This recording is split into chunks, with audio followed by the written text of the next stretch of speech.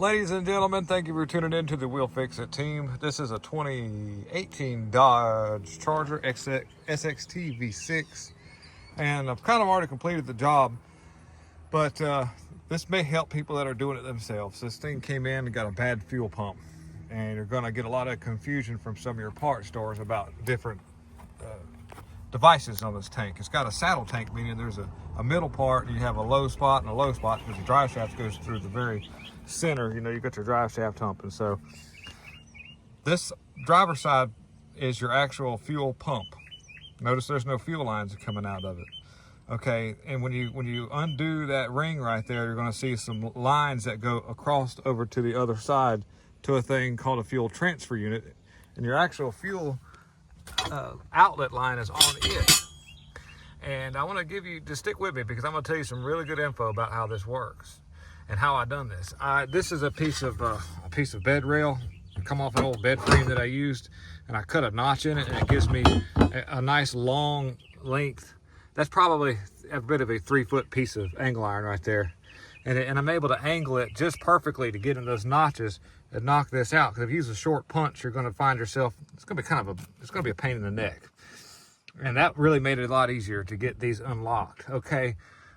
Second step was, you'd want to replace these in pairs, and I'm going to tell you why, because you'll probably just replace that and get it back running, but for a short period of time, because there's where your fuel filter is. This thing doesn't have an inline fuel filter, and the actual transfer unit, you can actually see the cartridge for the fuel filter. And so if you just, when your fuel line hooks on to your pump that goes over to the other side, it operates an auxiliary, like fuel pressure driven set of impellers that will transfer fuel from one side of the tank to the other. And so that fuel filter is in that. You want to change that part as well, because if you don't, you're going to have trouble with this more than likely in the near future, because that gets stopped up and makes this pump here work really, really hard. And a quick little how I done this to make it easy. Let me go over to the other side. Here's the actual fuel pump itself. I took it apart to test it, to get in there and just make sure that this thing wasn't working. I had power going back there to it, but I wanted to see what was really going on here.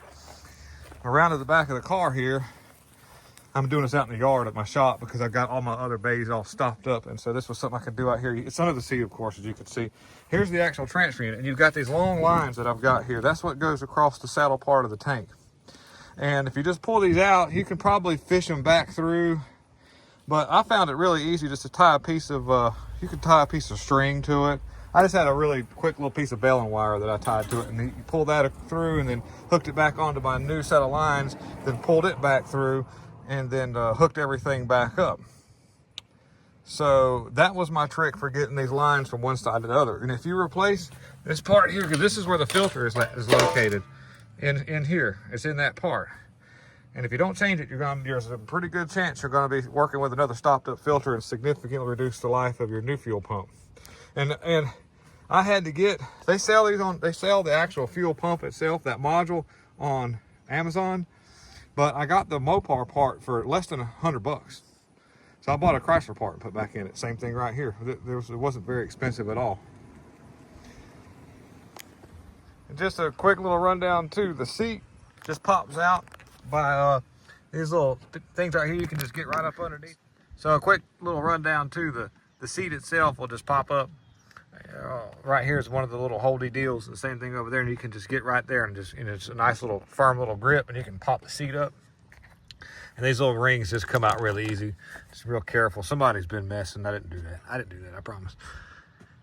So let's see if it's gonna start, because that was I had power going back there to it.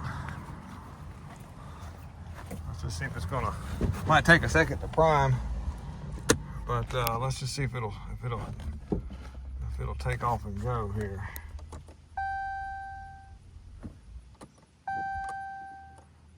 Do I have the right? I got a Dodge. Let's see. I got a couple of Dodges out here. I might have to get the right key for it.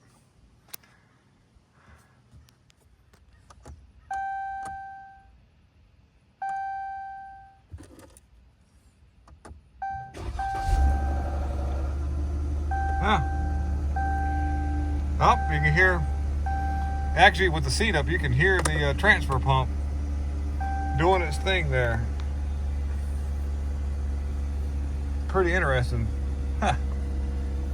I did have the right fob. I just had to hold it actually at the ignition. I guess the battery's getting weak. Usually going to set it down in there, but that's running. So there we go. Gotta check engine light. I'll have to see what that is.